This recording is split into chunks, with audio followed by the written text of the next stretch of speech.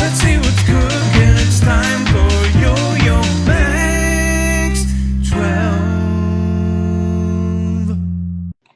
To start off your pumpkin cake pops, you're going to need some cake.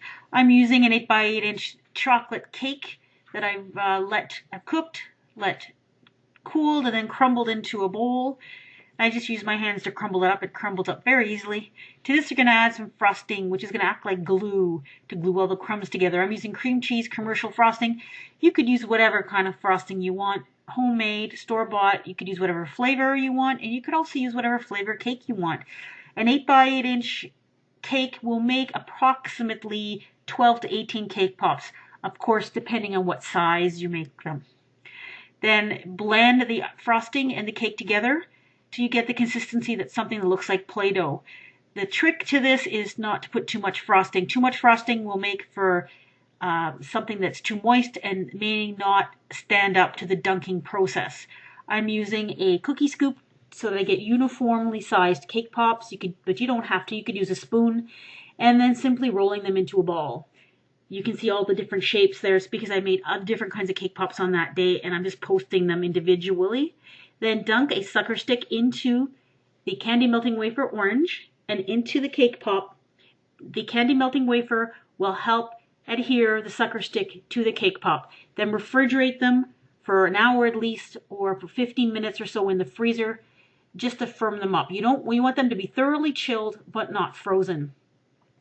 The candy melting wafers I bought at our local bulk food store. If you find them too thick when you melt them, add a little bit of vegetable shortening. I suggest maybe a teaspoon to a quarter teaspoon at a time, and stir it around, and the melting wafers will thin out and be a lot easier to use. So once it's dunked in there, I'm adding a little green candy for a stem, but you could use anything you can imagine to put in as a stem, piece of gumdrop, whatever you'd like really. And to let the excess drip off, and then to let them harden, I'm placing them on a cardboard box with little holes cut into it. You could use a styrofoam block as well. And if you don't mind that your cake pop with a little flat side on the back, you can put them on a cookie sheet lined with wax paper. Then let the candy melting wafers harden, either on the countertop or in the refrigerator, which is a little bit faster. And after that's done, you can draw on whatever pumpkin faces you want using whatever color of icing you want. And that's pretty much it. These are I would call a fairly large cake pop. You could make them a little bit smaller if you'd like.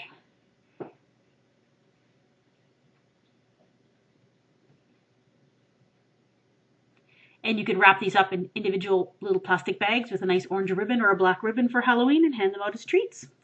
So there you go, pumpkin cake pops. Give them a try.